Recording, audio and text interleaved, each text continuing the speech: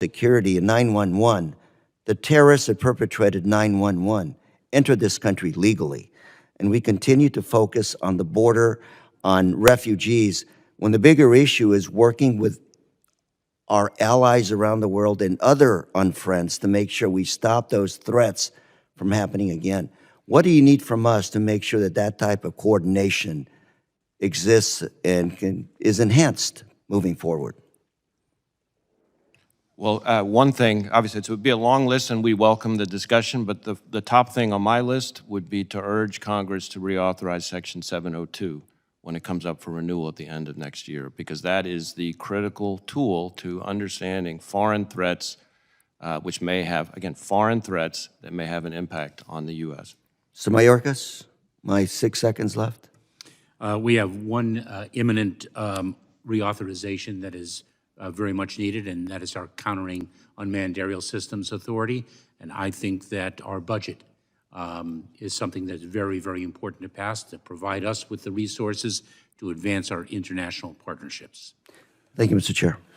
Gentleman's time has expired. Chair recognizes the gentleman from Mississippi for 5 minutes. Mr. Guest. Thank you, Mr. Chairman. Secretary Mayorkas, as we're here today speaking on threats to the homeland, these threats are magnified by our unsecured border.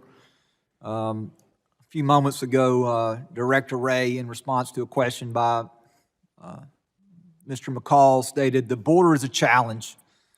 He referred to drugs, money laundering, guns, and violence. You referenced some of the same information in your report. On page 13, you say that transnational criminal organizations continue to pose a threat to the United States. You speak of drug-related crime, money laundering, human smuggling. Then on page 15, in further detail as it relates to human smuggling, you say at our southwest border we are experiencing historic levels of encounters. And we know that those are numbers that you referred to are borne out by the statistics that your agency puts out each and every month. Now, for the 8th straight month, we have had more than 200,000 encounters along our southwest border. Fiscal year 2022, those numbers were more than 2,378,000. Fiscal year 2021, 1,734,000. Compare those numbers to the last year of the prior administration, fiscal year 2020, those numbers were 458,000. So we see that during a 2-year period, the number of encounters along our southwest border has increased over 520%. Just taking 2022 and 2021 combined, those 2 years in which you have been in charge of this agency, we see a number that exceeds 4 million. To put that number in perspective, that is a number larger than 23 of the states that comprise the United States of America. And so looking at that, you have previously stated that the border is closed, the border is secure, and that we have not lost operational control of the border.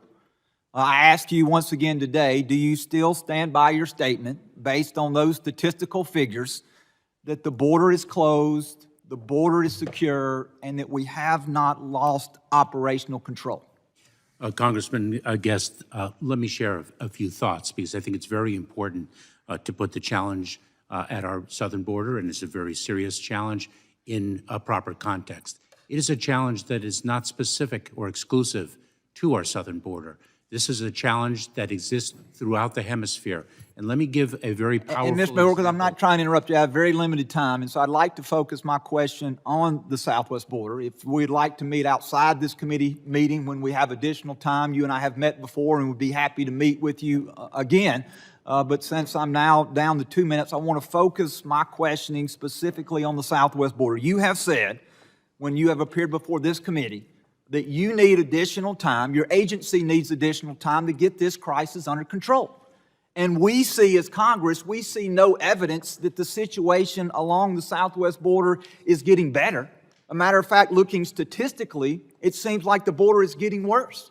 And we can say that these number of immigrants, we know that of these number of immigrants that we see here, that have come across our border. We have statistics here that 98% of those, or excuse me, 98 people on that list of those individuals were on the terrorist watch list. And so we as a committee, we as a Congress, we as the American public, we want to have faith that you and your agency are seeking to get this challenge under control. But I'm looking at statistics, and statistics tell me that that is not the case. Statistics tell me that the border is only getting worse, and that since this administration has taken control, that the policies that you have put in place have failed, and that they have failed miserably. We know that Commissioner Mangus recently was forced to resign from office, and I applaud you for removing him. I thought he did a terrible job. And I hope that there are other people that you will remove and that you will work with a Republican-controlled Congress to find a way to secure the border. And so what I'm hoping and what I'm asking here, and I will give you the last 30 seconds of my time, is what will you do as in your current position to help us secure the border? Because that's what we all want. Republicans, Democrats, we want a secure border. We clearly do not have that now. And what will you help us do to make sure we get back to the levels that we saw in fiscal year 2020? Congressman Guest, I very much look forward to working with you and this entire committee to enhance the security of our border. Let me give two examples of things that we are doing and two things that I think Congress can do. Number one, we are taking it to the smugglers and the transnational criminal organizations at an unprecedented level. We have a disruption campaign, interagency disruption campaign that has led to more than 6,000 arrests, working not only in the interagency, but with our international partners. We are taking it to them at an unprecedented level, number one. Number two, if one takes a look at the program that we recently implemented with respect to Venezuelan nationals, which were the highest number of encounters that we were experiencing. The demographics at our southern border have changed dramatically over the last several years. If one takes a look at that program at its early phase, we were experiencing approximately 1,100 encounters of Venezuelan nationals a day.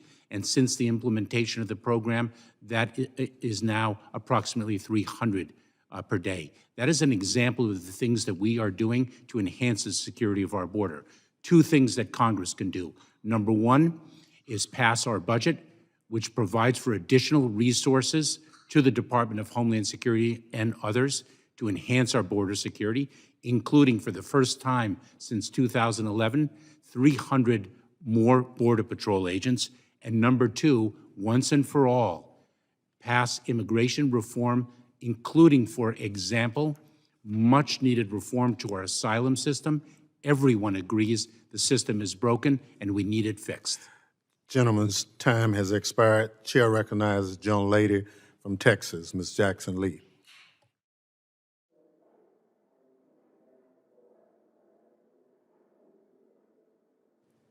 Chair recognizes the gentlelady from Michigan, Ms. SH0CKING. Best state in the union, Michigan.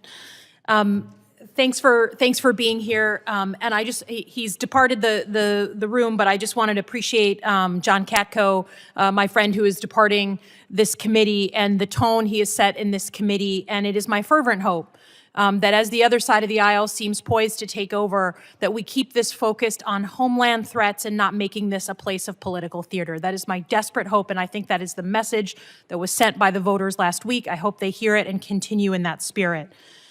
Secondly, I just want to talk a little bit about the threats that you've all talked about today, whether it's domestic terrorism and homegrown threats, the threats coming through our border, cybersecurity, and the threats of ransomware, information and disinformation coming from places like Russia and China. What has really struck me is how the threats that are most prominent for Americans today are really affecting civilians. They're not going after law enforcement agents. They're not going after our military. They're going after civilians in our K through 12 schools, in our hospitals, through our water treatment plants. The threats are much more personal, and they're much more sort of for the average American. And they desperately want to know what we are doing to protect them. Now, I was in the CIA and the Pentagon for many, many years, and we are all have to be careful not to fight the previous war and to make sure that we're adapting to today's threats.